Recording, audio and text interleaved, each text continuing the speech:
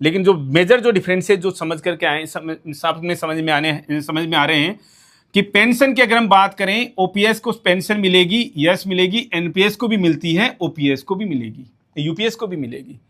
लेकिन जब पेंशन की बात होगी तो किस तरीके की पेंशन मिलेगी? ओपीएस में सबको पता है कि लास्ट पे ड्रोन का 50%, लास्ट पे ड्रोन मींस बेसिक का 50% प्लस जो डियरनेस रिलीफ जो डीए जो होता है इंक्लूड रहता है। एनपीएस में ऐसा कोई प्रावधान नहीं था। आपकी जो भी एन्युटी के अंदर जो भी आपकी इन्वेस्टमेंट है सुपर एन्युएशन पर, उससे ही आपको पेंशन मिलेगी, जो कि मार्केट बेस्ड है, जिसका कोई निश्चित अमाउंट नहीं है, कभी भी फिक्स नहीं है, किसी को भी नहीं पता है।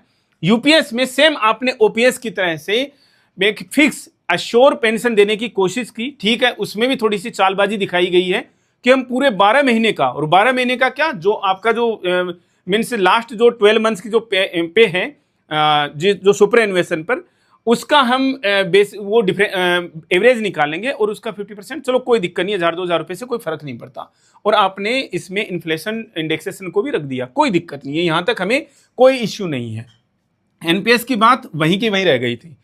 डीएडीआर का बेनिफिट आपने दे दिया, इसके अंदर नहीं था, इसके अंदर दे दिया, ठीक है जी। कंट्रीब्यूशन एनपीएस के अंदर, ओपीएस के अंदर कोई कंट्रीब्यूशन नहीं जाता, एनपीएस के अंदर कंट्रीब्यूशन जाता है। एम्प्लॉय का कंट्रीब्यूशन 10%, आपने कहा गया है आपकी तरफ से कि अब हम 18.5% का कंट्रीब्यूशन डालेंगे, आपने और महंगी स्कीम कर दी है इसको, कोई दिक्कत नहीं, आपका पैसा है, चाहे जैसे इस्तेमाल कीजिए, कोई दिक्कत नहीं है। यूपीएस में भी सेम वैसे ही चलता रहेगा कि कर्मचारी का कंट्रीब्यूशन 10% और आपका कंट्रीब्यूशन जो है वो 18.5%, क्योंकि आप हमें पेंशन देना चाह रहे हैं, बहुत अच्छी पेंशन देना चाह रहे हैं, स्वागत योग्य है, कोई दिक्कत नहीं है भाई, कर लीजिए, आपका पैसा है, कहीं पर भी लगाइए, कोई दिक्कत नहीं है। सिक्योरिटी की बात आती है तो ओपीएस में सिक्योरिटी है, इसमें भी सिक्योरिटी आपने दे दी, मान लिया इसमें सिक्योरिटी नहीं है। वीआरएस के ऑप्शन की जब बात आएगी तो मोदी जी आपके लिए जो शब्द निकल रहे हैं, वाह मोदी जी वाह, ये वहीं से ही इनका उद्गम स्थल जो है वो यहीं से ही है। वीआरएस को लेकर के एक और है अभी तक इस चीज में, वीआरएस को लेकर के ओपीएस में आपने 20 साल की क्वालिफाइंग सर्विस रख रखी है, एनपीएस में भी आपने लेटेस्ट में जब अमेंडमेंट्स किए तो 20 साल की क्वालिफाइंग सर्विस रख दी थी, ठीक है। यूपीएस में आपने unified that is not justified, जो इसमें आपने क्वालिफाइंग सर्विस 25 ईयर्स कर दिया, कोई दिक्कत नहीं, एक बार के लिए स्वीकार कर लिया। लेकिन हाल ही में क्या, कल ही जब प्रेस वार्ता में cabinet secretary Shri TV Somanathan ji से पूछा गया कि वीआरएस के बारे में आपका क्या विचार है, तो उन्होंने जवाब दिया कि इसके लिए क्वालिफाइंग सर्विस जो है वो 25 साल रहेगी। लेकिन उसके बाद का जो जवाब था वो बड़ा आश्चर्यजनक है, जिसके लिए हमारे मुंह से आपके सम्मान में शब्द निकल रहे हैं, वाह मोदी जी वाह, कि 25 साल पे आप वीआरएस तो ले सकते हैं लेकिन आपको पेंशन नहीं मिलेगी।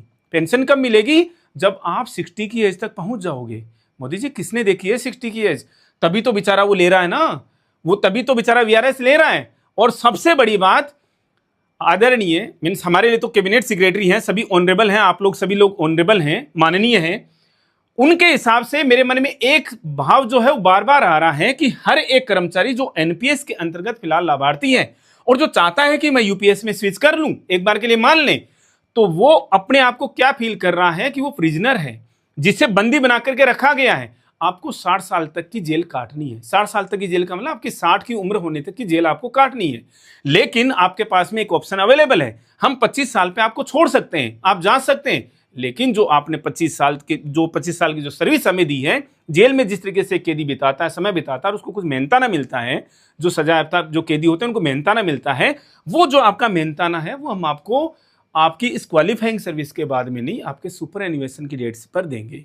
मोदी जी समझ में नहीं आ रही ये चीज? माननीय है आप हमारे लिए, और आपसे देश का हर एक कर्मचारी आपकी तरफ ही केवल आस बांध करके देख रहा था कि कोई ना कोई बड़ा डिसीजन आप लेंगे हमारे फेवर में। यहां से ये यूनिफाइड जो पेंशन स्कीम है वो जस्टिफाइड नहीं लग रही है। दूसरी चीज, अगर आप इसमें देखें तो हमारा कंट्रीब्यूशन मींस एम्प्लॉय का कंट्रीब्यूशन जो 10% जाता रहेगा, आपने उसकी ऐसी हालत कर दी है कि मुझे पैरेलल में अंग्रेजों की याद आ गई।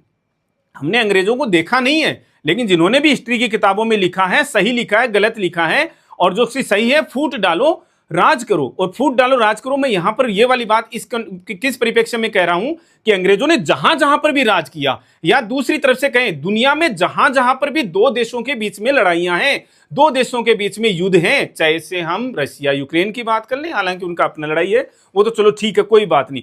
फलस्तीन और इजराइल की लड़ाई है, भारत पाकिस्तान की लड़ाई है, भारत का बांग्लादेश की सीमाओं के साथ में जो विवाद हो रखा है, मीन्स कई अलग तरीके से जो चीजें हो रखी हैं। इसके अलावा चाइना ताइवान जो चल रखा है, और भी दुनिया में जितने देश की सीमाओं को लेकर जितने विवाद हैं, वो अंग्रेजों के पैदा किए हुए हैं, जानबूझ करके पैदा किए हुए हैं, ताकि हमारा काम चलता रहे। और हमारा क्या काम चलता रहे? हमारे हथियारों की बिक्री होती रहे। लेकिन मोदी जी, आपको तो कोई हथियार बेचने नहीं है, लेकिन मुझे यह समझ में आ रहा है कि आपको हथियार तो नहीं बेचने, लेकिन आप किसी कर्मचारी को यूनिफाइड पेंशन स्कीम इंट्रोड्यूस करने के बावजूद भी आप इसमें शायद स्विच नहीं करने देना चाह रहे।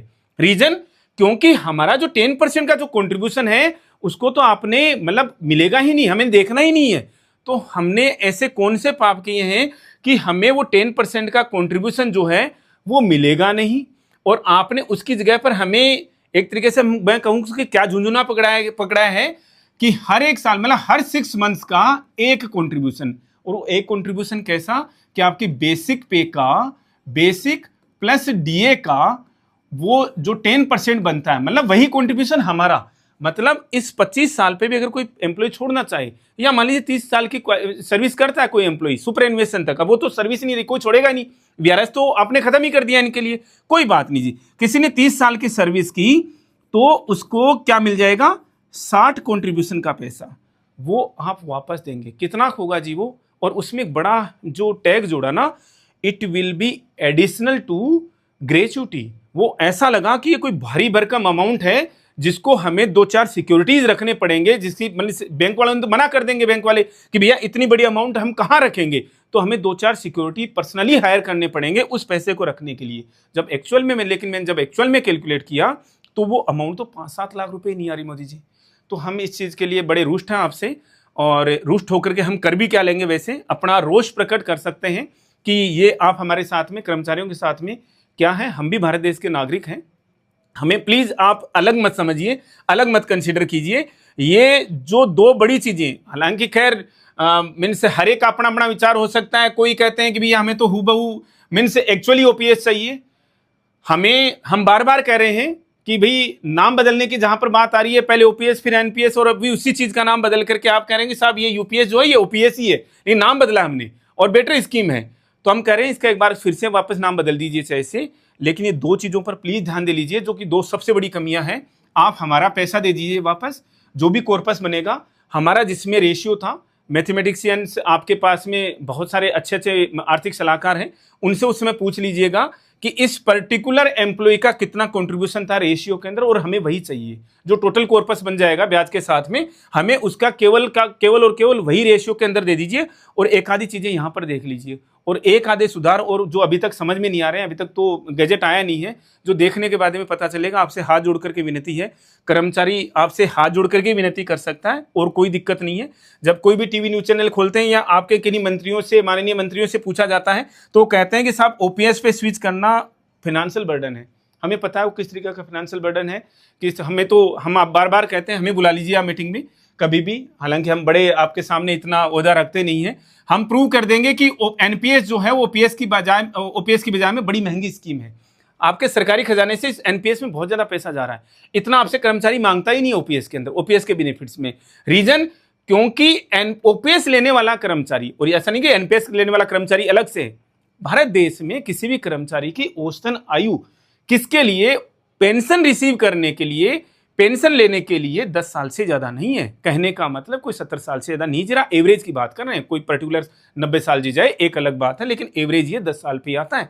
आप एनपीएस के कर्मचारियों को 30 साल, 32 साल, 33 साल, 35 साल पेंशन क्यों देना चाह रहे हैं? और ये इतना कॉर्पस है कि आपके खर्चाने में तो पता नहीं कितना पैसा चला जाएगा अगर आप खुद के लिए डालें पीएफआरडीए में। हमें तो केवल ये बेनिफिट्स दे दीजिए, आप इसका नाम और कुछ, अभी यूपीएस का नाम यूपीएस ही रहने दे दीजिए। अगर आपको अभी भी ये जस्टिफाइड नहीं लग रहा, कोई दिक्कत नहीं है, कोई नाम रख लीजिए, लेकिन एटलीस्ट कर्मचारी के पैसे को तो आप इधर उधर मत कीजिए। हमारे पैसे को तो, ये 10% हमारा पैसा है सर, इसको मत कीजिए ऐसा कि आपने उसको, हमें एक अलग ही फॉर्मूला, किसके दिमाग की उपज है ये, मुझे तो समझ में नहीं आ रहा। मतलब ये आपके आर्थिक सलाहकार जो हैं वो कहां से इस तरीके की चीजें लेकर के आ रहे हैं कि यार ये 110, मतलब इस तरीके के फॉर्मूले मुझे नहीं लगता कि कहीं पर, मतलब मुझे शब्द समझ नहीं आ रहे कि कौन सी किताब से उठाई गई हैं चीजें। माननीय मंत्री जी ने कल इसके बारे में जब इंट्रोड्यूस कर रहे थे इसको, पेंशन स्कीम को, तो बता रहे थे हमने काफी जगहों से स्टेक होल्डर्स के साथ में भी, आरबीआई के साथ में भी, अदर मतलब अब्रॉड में कंट्रीज के साथ में भी उनको स्टडी किया। ये तो हमें कहीं से भी नहीं है, बंद कमरे में बैठ करके बनाई गई 5 पन्नों के अंदर चीजें लिख ली, 5 पॉइंट लिख ली और हमारे सामने इंट्रोड्यूस कर दिए, हाँ जी भैया ये हो गया, और हमारे मुंह से वैसे इसको पढ़ करके निकल पड़े, वाह मोदी जी वाह। तो ठीक है मोदी जी, ये चीजें प्लीज हाथ जोड़ करके विनती कर रहे हैं हम आपसे, हमारे इस पैसे का, इस जो 10% है हमारा पैसा है, हमने पहले ही बोला है ये 18.5% की जगह पर 28.5 डालिए, हमें कोई दिक्कत नहीं है। हमें इस तरीके का कोई और कॉर्पस चाहिए भी नहीं कि आप वो नॉमिनी को पैसा दे देंगे उसकी मीन्स डिजीज के मीन्स डिमाइज के बाद में, ऐसा कुछ हमें चाहिए भी नहीं। आपको पता है अपने फैमिली पेंशन ठीक है, बहुत अच्छी कर दी है, कोई दिक्कत नहीं है। इस यूपीएस का नाम आपको वापस चेंज करना पड़े, कोई दिक्कत नहीं है, कर लीजिए, लेकिन प्लीज हाँ ये पैसा हमारा वापस दे दीजिए, ताकि कर्मचारी के मन में जो एक दिमाग में एक बार बार जो चीज है क्या जीपीएफ को लेकर के, वो संशय खत्म हो जाए हमारा। आप जीपीएफ नहीं देना चाहते मत दीजिए, कोई दिक्कत नहीं है, लेकिन ये क्या कर दिया कि हमारे इस सारे के सारे पैसे को ये गायब हो गया एक तरीके से। वो मूवीज के अंदर नहीं दिखाते कि भैया पैसा पड़ा हुआ सामने, वो तो खैर कैमरे की करामात होती है, ये तो सामने से उठा लिया सर हमारा पैसा, कहां गया मतलब पता ही नहीं लगेगा कि किसी कर्मचारी का 1 करोड़ का कंट्रीब्यूशन अगर है ब्याज के साथ में, तो आपने उसको 3-4-5 लाख रुपए में सलटा दिया। प्लीज हाथ जोड़ करके विनती है, अगर आप लोगों तक ये बात पहुंचती है, और हम बार बार कह रहे हैं और हमारा व्यू हम दे देते हैं कर्मचारी संगठनों, कर्मचारियों को, कि जब भी, अभी तो खैर 8-9 महीने हैं इस स्कीम को लॉन्च इंट्रोड्यूस होने में, और ये जो हमारा व्यू ये है कि अगर ये 2 चीज़ें नहीं है, वीआरएस का ऑप्शन ये नहीं है, मीन्स आपको पेंशन यहाँ से नहीं मिलती है और ये 10% पैसा आपको नहीं मिलता है, तो मुझे नहीं लगता कि कोई यहाँ से इसको ऑप्ट करने वाला है, क्योंकि इसकी बजाय में तो एनपीएस जो है वो बहुत बहुत बहुत ज़्यादा फायदेमंद हो गई है आपके हिसाब से तो। और हमें सर ऐसे लग रहा है कि आपने शायद ये इसी स्कीम को और ज़्यादा स्ट्रेंथन करने के लिए ऐसा किया है, और ज़्यादा स्ट्रेंथन करने के लिए किया है, तो प्लीज़ इसी में कुछ आप ऐसा कर देते कि एश्योर्ड पेंशन मिलेगी जी आप हमें। इतनी चीज़ें सर क्यों घुमा रहे हैं, पैसा लगता है सर, हम तो अपने छोटे छोटे बिल्स कई बार कोई मीन्स समझदार कर्मचारी 200-400 रुपये के बिल इसलिए नहीं लगाता कि यार उसके पीछे हज़ारों का खर्चा तो ऐसे ही हो जाएगा, मीन्स उसमें जब प्रोसीडिंग्स होती हैं, मीन्स क्लेरिकल प्रोसीडिंग्स जब होती हैं, तो सर प्लीज़ इतनी ये क्लेरिकल काम मत बढ़ाइए। आपको इसको स्ट्रेंथन करना था, आपको ये सोचना था कि यार हमें तो इसी में स्विच करके रखना है, तो ये अननेसेसरी सर 1.5 साल से आपकी कमेटी बनी हुई थी, कुछ किया नहीं उन्होंने, और लास्ट में इस तरीके की स्कीम लेकर के आई है जिसका कोई मीनिंग नहीं है। ठीक है आपने शॉर्ट पेंशन दे दी, कोई दिक्कत नहीं है, लेकिन सर ये क्या किया, मुझे सर वीआरएस जाना है तो मतलब मैं 25 साल पे वीआरएस चला जाऊं और मेरी एक्चुअल सुपरएन्युएशन की डेट आएगी इसके भी 8 साल के बाद में, मतलब मैं 8 साल क्या खाऊंगा सर, मतलब मुझे समझ में नहीं आ रहा। मुझे या तो माननीय जो cabinet secretary Shri TV Somanathan ji हैं उनको आइडिया नहीं था, और मुझे नहीं लगता कि उन्होंने बिना सोचे समझे कुछ बोला होगा, उन्होंने किसी पत्रकार के सवाल के जवाब में बोला है कि हम 25 साल पे उनको पेंशन नहीं देंगे, आप जा सकते हो। और मेरे को वाकई में वापस दोहरा रहा हूं सर, मुझे एक प्रिजनर वाली फीलिंग आ रही है कि आपकी सजा पूरी हो गई, आप जा सकते हैं घर पे, लेकिन आपको पेंशन जो है, जो आपका मेहनताना है, वो इसके भी 6-7-8 साल बाद जब भी आपके 60 की एज हो जाएगी तब मिलेगा।